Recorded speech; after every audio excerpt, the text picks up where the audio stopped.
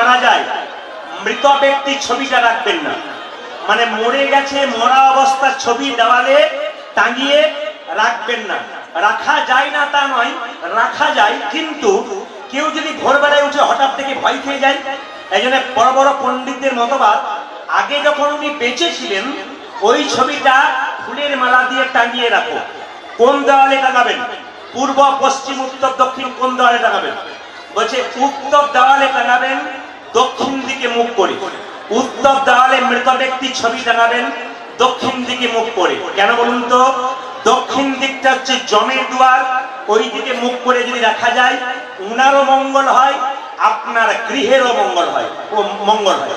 স্মৃতিশাস্ত্র বলছে এই যে দেখাবেন, দক্ষিণ দিকে মাথা করে শুতে হয়, উত্তর দিকে মাথা করে শুতে নেই। আমাদের একটা প্রচলিত কথা আছে, কেউ যদি আমাদের মারা যায় তবে উত্তর দিকে মাথা করে শুয়ে রাখে, এই জন্য আপনারা উত্তর দিকে মাথা করে শোন না, এটা একটা প্রচলিত কথা। কিন্তু শাস্ত্রের কথা কি? আপনি দক্ষিণ দিকে মাথা করবেন, উত্তর দিকে পা করবেন। কেন?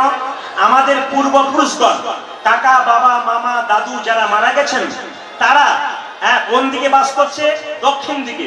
এই জন্য আপনি যদি বিছানাটা তৈরি করে যদি দক্ষিণ দিকে পা করে শোন, তাহলে আপনার পূর্বপুরুষগণকে আপনাকে অপমান করা হচ্ছে।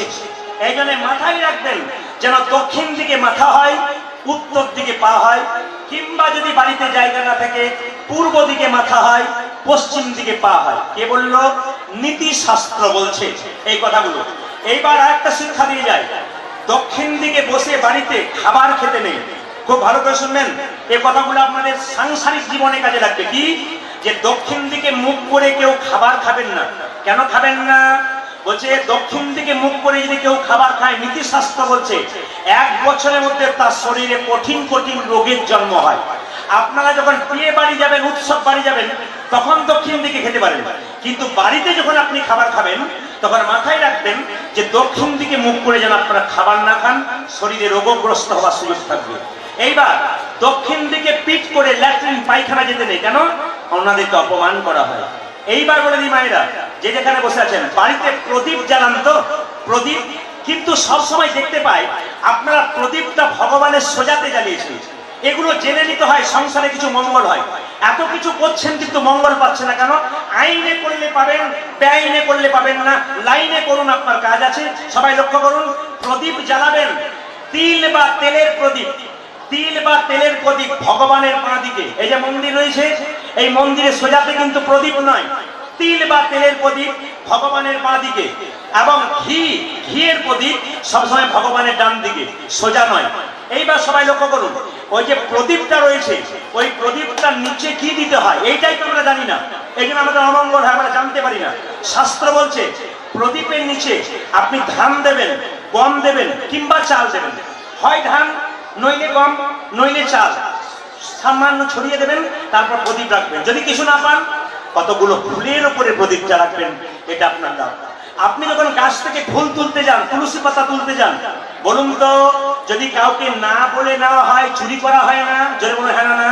তাহলে ফুল গাছ থেকে যখন ফুল তুলবেন ভগবানকে দেবার জন্য, তখন গলায় কাপড়টা দিয়ে বলবেন, হে বৃক্ষ মাতা, তোমার পক্ষ বিদীর্ণ করে যে ফুল দিয়েছো আমি গোবিন্দ সেবায় লাগাবো, তোমার আঘাত হবে, তুমি নিজ গুণে আমায় ক্ষমা করে দিও। যদি এত বড় কথা না বলতে পারেন, তাহলে তুলসী বৃক্ষের কাছে বা ফুল গাছের কাছে আপনি মাথা নিচু করে একবার প্রণাম করবেন, তারপর আপনি তুলবেন, আপনার লাভ আছে। বলে তুলতে হয়, তবে চুরি করা হয় না। না বলে তুললে চুরি করা হয়। এই স্মৃতিশাস্ত্র বলছে, আমি যে বই থেকে বলছি বইটার নাম স্মৃতিশাস্ত্র, তাতে বলছে যে বাড়ি বানাবেন, কিন্তু বাড়িতে ঈশান কোণে ভগবানের মন্দির করবেন, বাড়িতে অগ্নি কোণে রান্নাঘর করবেন। আর জ্যোতিষশাস্ত্র বলল ঈশান কোণে বাথরুম পায়খানা করবেন না। যদি কারো বাড়িতে ঈশান কোণে বাথরুম পায়খানা হয়, জ্যোতিষশাস্ত্র বলছে লিখে নিন সর্বেরই আশ্রমে বসে বসে, 1 থেকে 2 বছরের মধ্যে তার বাড়িতে 1 থেকে 2 জন কি করছে? সুসাইড করবার জন্য রাস্তাতে এগোচ্ছে। একবার 100%। এই জন্য সাবধান থাকবেন। যখন আপনি বাড়ি করবেন তখন বাড়িতে আপনারা ঈশান কোণে ভগবানের মন্দির করবেন, অগ্নি কোণে রান্নাঘর করবেন। এইবার বলে দিই, সুন্দর সুন্দর ছোট ছোট নীতিশাস্ত্রের কথাগুলো শুনে নিন। কি বললো, কি বললো? এইদিকে বাড়িতে মুকুন্দ সরকার বাড়িতে একটা গোপীনাথের মন্দির তৈরি করলেন। সেই সময়কার বাংলার নবাবকে নবাব হুসেন শাহ মালদা থেকে আসছেন, তার পেটে বড় যন্ত্রণা। একজন বলল, নবাব তোমার পেটের রোগ ভালো হবে, মুকুন্দ কবিরাজের কাছে যাও, কিন্তু তার একটা শর্ত আছে, সে গরিবের চিকিৎসা করে কিন্তু বড় লোকের করে না। তুমি তো নবাব, তোমার করবে না। বলছে তাহলে তোমাকে কি করতে হবে, তুমি হুসেন ফকির সেজে যাও, দেখবে তোমার চিকিৎসা হয়ে যাবে। বাংলার নবাব হুসেন ফকির, নবাব হুসেন শাহ ফকির সেজে আসছে মুকুন্দ সরকারের কাছে। দেখলো প্রচুর লোক লাইন দিয়ে দাঁড়িয়ে আছে। সরবেরি আশ্রমে আজকে কীর্তন হচ্ছে, যারা কীর্তন শুনতে আসবে অনেকে ঢুকতে পায়নি, প্রচুর লোকের ভিড়। সেরকম দেখতে পাচ্ছে প্রচুর লোক লাইন দিয়ে দাঁড়িয়ে আছে। কিন্তু নবাব বলল হুসেন ফকির সেজে, বাবা আমাকে একটু জায়গা করে দাও তো, আমি ফকির মানুষ, আমার পেটে যন্ত্রণা করছে, একটু জায়গা করে দাও। সবাই আগে জায়গা করে দিল। তখন মুকুন্দ সরকার সকালবেলায় বসে ভগবানের গুণকীর্তন করছে। এবার সবাই জেনে নিন, এই পদাবলীটা পূর্ণভাবে গাইব তার আগে বলি, আপনারা যারা কীর্তন শুনতে এসছেন অনেকের ললাটে আমি তিলক দেখতে পাচ্ছি। আস্তে এদিকে, অনেকের ললাটে তিলক দেখতে পাচ্ছি, কিন্তু অনেকে দেখতে পাচ্ছি না। বৈষ্ণব বাবারা অনেকে নেয়, মুছে গেছে। আমি তিলক নিয়েছি, আপনারা দেখতে পাচ্ছেন। আপনার তিলক নেবেন, কিন্তু আমাদের হিন্দু সমাজে একটা লজ্জার ব্যাপার কি বলুন তো, যদি কোনো মেয়ে তিলক নিয়ে রাস্তা দিয়ে যায় গলায় মালা নিয়ে, পাশের বাড়ির 5টা মেয়ে বলবে একসঙ্গে, বাবারে হারামের বইয়ের কি ঢং দিদি, গলায় মালা, ভগবান বোধহয় ওর কাছে আছে। এইটাই হিন্দুদের সবচেয়ে লজ্জার ব্যাপার। আপনি তিলক মালা নেবেন, আপনার পেছনে 50 জন আপনাকে বন্ধ করার চেষ্টা করবে। অন্যান্য ধর্মের মানুষ ধর্ম করলে তাদের পেছনে মানুষ ছুটে যায়, করো করো, আমি না করি তুমি করো। আর লজ্জা আমাদেরকে হরিনাম করলে তার পেছনে 1000 জন ছুটে যায়, যাতে বন্ধ করা যায়। একটা সুন্দর কথা শুনুন, তিলক যারা করতে পারছেন না, আমি আপনাদের বলবো, আপনার দুপুর বেলায় ভাতের সঙ্গে কি খাবেন ওইটার দিকে তাকাবো না, কিন্তু একটা কাজ আপনারা করবেন। তিলক যখন করবেন, কাল থেকে আপনারা এটা করতে পারেন। যতজন কীর্তন শুনতে এসছেন মনোনিবেশ করে শুনবেন এই দামি কথাগুলো। যদি কারো মনে হয় যে আমাদের মতো তিলক নিলে আপনাদের লজ্জা লাগবে, তাহলে এক কাজ করুন, দুপুর বেলায় স্নান করবেন। প্রত্যেকটি মায়ের কাছে, দিদির কাছে আমার নিবেদন রইল, দুপুর বেলায় স্নান করবেন। স্নান করে একটু জল নেবেন হাতে, জল নিয়ে কি করবেন, এই আঙুলটা করে সেই জলটাকে নিয়ে হরে কৃষ্ণ কৃষ্ণ কৃষ্ণ হরে হরে, হরে রাম রাম রাম হরে হরে, হরিনাম করতে করতে জল তিলক করবেন। শাস্ত্রের বিধিতে জল তিলকের নিয়ম আছে। যদি ওইরকম তিলক করে লোকে ঠাটা করে আপনি মনে করেন আপনার ধর্ম হবে না, মনে করছেন, তাহলে এক কাজ করবেন, শাস্ত্র বলে দিয়েছে স্নান করার পর আপনার জল তিলক করতে পারেন। জল তিলক নিলে কেউ দেখতে পাবেন আপনার তিলক হয়ে গেল। আপনি কি খাবেন সে প্রশ্ন নয়, কিন্তু তিলক নিলেন। আগে স্কুলে ভর্তি হন, তবে তো আপনি পাকা তিলক করবেন। স্কুলে ভর্তি না হলে হবে, আগে আপনাকে শুরু করতে হবে। তো এইবার লক্ষ্য করুন, যদি কেউ হাফ তিলক নিতে চান, তাহলে একটা প্রশ্ন করে দিই আপনাদের। একটা বাচ্চা ছেলে প্রথমে সাইকেলে চাপে, বলুন তো সিটে চাপে না হাত পেডেলে যাবে? জোরে বলুন। যে ঘুমাচ্ছে সে বলুন। উনি ভাবছেন খালি আমার দিকেই তাকাচ্ছে, আর কারো দিকে তাকাবে না। না, ফাঁকিবাজ ছেলের দিকে তো মাস্টারমশাই আগে তাকাবে। এই দিকে তাকাবেন। কি বললাম, তিলক যদি নেবেন, তাহলে বাচ্চা ছেলে সাইকেলে চাপলে হাত পেডেলে চাপে। আপনি তুলসী মঞ্চে জলটা ঢালছেন, তখন এই আঙুলটা করে আপনি হরে কৃষ্ণ মহামন্ত্র নিয়ে কাঁচা মাটি তুলসী গাছ থেকে নিয়ে কপালে নেবেন, হরে কৃষ্ণ বলে। প্রশ্ন করবেন আপনারা, ওটা হাফ তিলক হয়ে গেল। আপনার বাচ্চাকে দেবেন, আপনারা নেবেন। ধর্মের পথটা শুরু করুন। বাঘিনী তার বাচ্চাকে সাঁতার শেখায়, আগে বাঘিনী জলে নেমে যায়, তারপর বাচ্চারা নামে। বাচ্চা জানে মা জলে নেমেছে, ভয় নাই, বাচ্চাও মায়ের পেছন পেছন নামে। বাবারা তো সংসারের কাজে ব্যস্ত থাকে, ব্যবসা বাণিজ্যতে। মায়েদের কর্তব্য কি, সংসারে ধর্মের পথে নামানোর দায়িত্ব আপনাদের বাচ্চার উপর আপনার আছে। যিনি আমাদের রাষ্ট্রপতি ছিলেন, তিনি হচ্ছেন এপিজে আব্দুল কালাম। তিনি একটা দামি কথা বলেছেন, একটা মায়ের কোল 100টা স্কুলের সমান। একটা মায়ের কোল 100টা স্কুলের সমান, আর একটা বাবা হলো 100টা শিক্ষকের সমান। এই জন্য মায়ের দায়িত্ব সবচাইতে বেশি। কেন? আমাদের ভাষা কি ভাষা, মাতৃভাষা না পিতৃভাষা? যদি বলুন মাতৃভাষা। মায়ের কোলে থেকেই তো বাচ্চা ভাষা শেখে, ওই জন্য মায়ের দায়িত্ব সবচাইতে বেশি। শুনবেন মন দিয়ে, আমি বললাম এই আঙুলটা করে তিলক নেবেন। এই আঙুলটার নাম কি দেখে নিন, বুড়ো আঙুল, বৃদ্ধাঙ্গষ্টি। এই আঙুলটার নাম কি?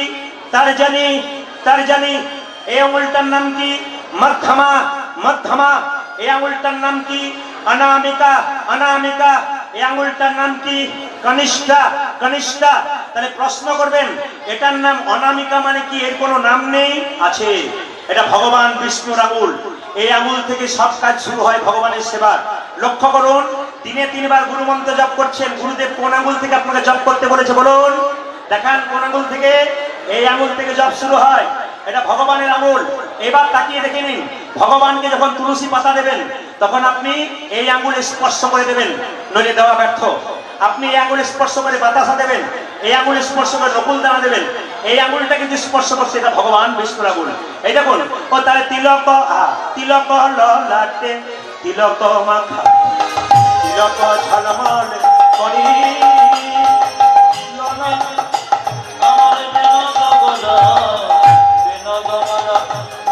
বিনোদ বিনোদ তোলে বিনোদ ললাটে বিনোদ তিলক বিনোদ বিনোদ সাজে আমার বিনোদ বিনোদ বিনোদ বিনোদ বিনোদ সাজে বিনোদ হাতে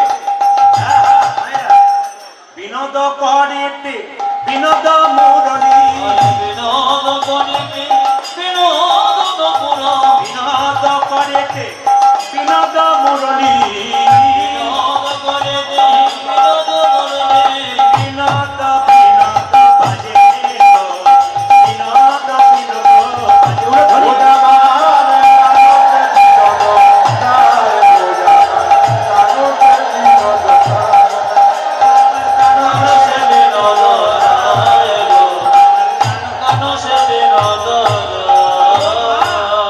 ভগবান বিনোদ মানে সুন্দর, মালাটাও সুন্দর। যে মেয়েটা মালা গেঁথেছে সেও সুন্দরী। বিনোদ গলায় বিনোদ মালা বিনোদ বিনোদ দোলে আমার বিনোদ বিনোদ বিনোদ বিনোদ তোলে বিনোদ গলায় বিনোদ মালা বিনোদ বিনোদ দোলে উজাড় বিনোদ গলায় বিনোদ মালা বিনোদ বিনোদ দোলে কোন বিনোদিনী বিনোদ গাথুনি আমার কোন বিনোদিনী বিনোদ গাথুনি কোন বিনোদিনী বিনোদ গাথুনি মোহন বিনোদিনী বিনোদ বাপুরি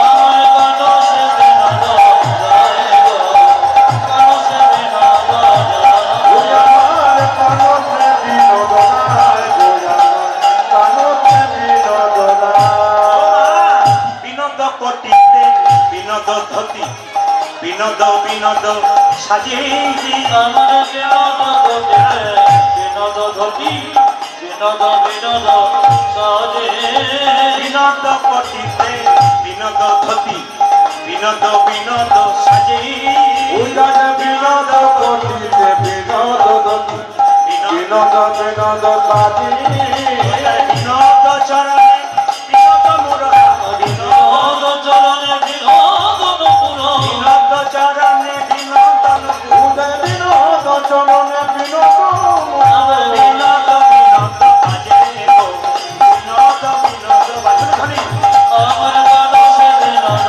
যায় গো কানো সে বিনোদ যায় ওই আমার কানতে বিনোদ রায় ওই আমার কানতে বিনোদ রায় যিনি পদটা লিখছেন তিনি কি বলছেন?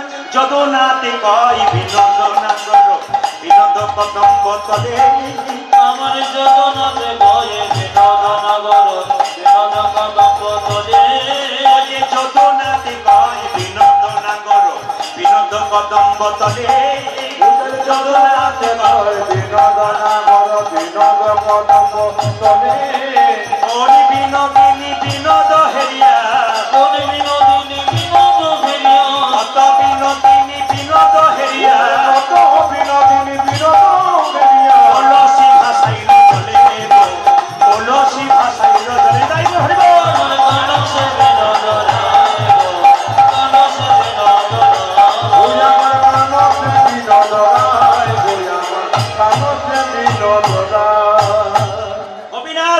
কি? আচ্ছা আপনি একবার এদিকে আসুন তো, চশমা পরে এদিকে আসুন। এই যে চশমা পরে রয়েছে। আপনাকে বলছি, আপনাকে চশমা পরে এদিকে আসুন, এদিকে আসুন। এখানে আসুন। এখানে আসুন। না না না, আপনাকে ডাকিনি, মুকুন্দ সরকার নবাবকে ডাকছে। মানে এত লোক লাইন দিয়ে দাঁড়িয়ে আছে, সবার মধ্যে নবাবকে ডেকেছে, আপনি এদিকে আসুন তো। কি নাম আপনার? আমার নাম হুসেন ফকির।